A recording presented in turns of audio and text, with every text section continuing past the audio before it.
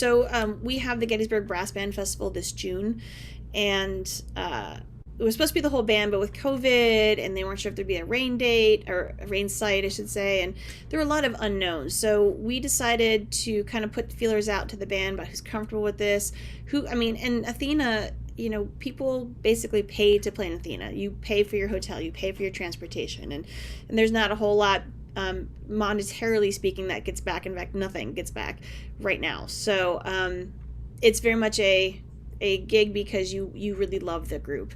But that being said, and all the unknowns, we had some people who rightfully so were like, I don't think so. And what we decided was to kind of go a la Monarch.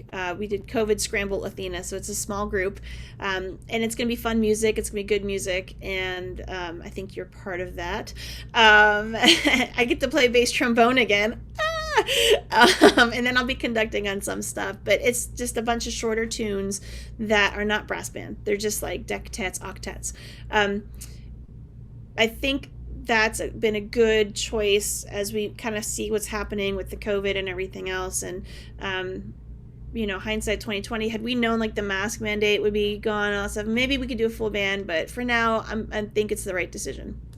Moving forward, in December, we are actually going to be performing at Midwest in Chicago, and our 2019 performance recording actually got us into that. So we were accepted last year.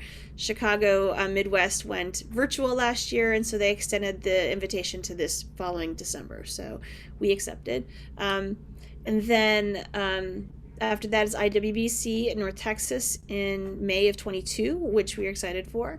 And after that, I think we're going to breathe a second and catch our breaths a little bit, because right now we're also in the middle of establishing 501c3 status for Athena.